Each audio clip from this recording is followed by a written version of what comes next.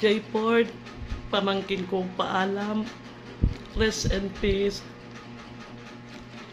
Magpahinga ka na.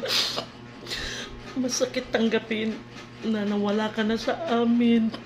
Lalo na kay mama mo, mahal na mahal ka ni mama mo, nag-iisa ka pa naman na lalaki. Naawa rin ako kay mama mo dahil may problema siya na hindi ko na pwedeng banggitin dito, na hindi pa natatapos. Tapos, eto na naman, nawala ka na sa buhay niya. Nag-iisa ka pa naman na lalaki, no? Napakagwapo mo na bata at napakabata pa. 17 years old ka pa lang. Naawa ako kay mama mo. J-Port, pamangkin ko, naalala mo nung pag-uwi ko ng Abra, nung nagbakasyon si mama mo galing Kuwait.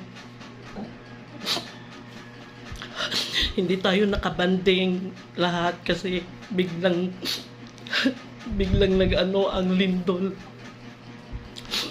Napakalakas na lindol dyan sa Abra. So natakot ako kaya nagpa-Manila na agad ako para makauwi na kami dito sa Dumaguete. So kinuha ko si Levi para dito na mag-aral sa Negros Oriental. Ngayon, hinabol mo kami. Nakasakay na kami ng bus. Pinababa mo si Levi, inakap mo.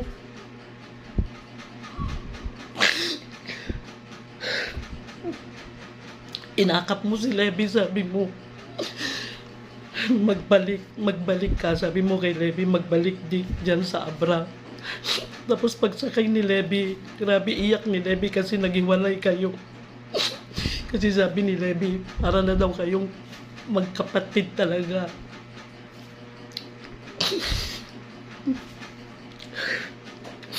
Sabi ko kay Levi dati nung nakasakay na kami ng bus, sabi ko huwag kang umiyak.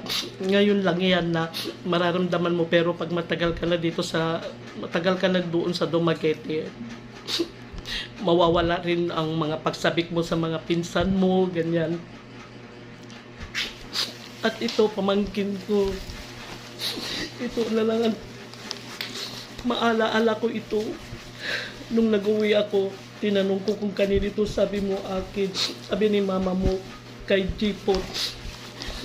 So, ang sabi ko sa'yo, bigay mo na lang sa akin, ibibigay ko kay Dodong. Ang sabi mo, sige, sabi mo, ayan, ito ang jacket mo na binigay, na hiningi ko sa iyo, J-Port.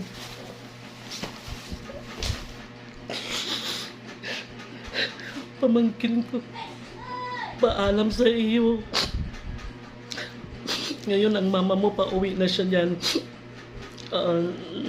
Nag-flight na siya kagabi. Pauwi na ang mama mo. Naawa ko kay mama mo, may problema. Nag-iisa kang lalaki na anak niya. Nawala ka na sa buhay niya.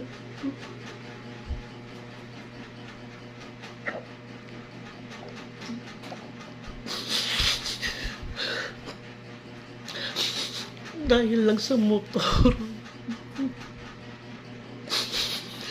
Kaya guys, ang masasabi ko lang guys, mag-iingat tayo. Lahat na may mga motor, mag-iingat tayo. Huwag kayong magbiyahe ng gabi. Kasi gabi na nag-aksidente yung pamangkin ko sa pagmumotor niya. Kaya mapapayo ko lang, kayo na may mga motor, mag-iingat kayo. Lagi tayo mag-pray. Lagi tayo mag-pray sa Lord. Yan ang tanging kapitan natin kung magbiyahe tayo para mailayo tayo sa kapahamakan. And then, dahan-dahan tayo magpatakbo. Mag-ingat tayo talaga. Dahan-dahan tayo magpatakbo. And then, pag nalasing kayo, huwag na kayong umalis, matulog na kayo. Huwag kayong mag-drive na lasing. Talaga maa-aksidente talaga kayo guys. Yun lang tanging masasabi ko, marami nang na-aksidente sa motor. Marami na guys. Kaya tayo ay mag-iingat guys. Salamat.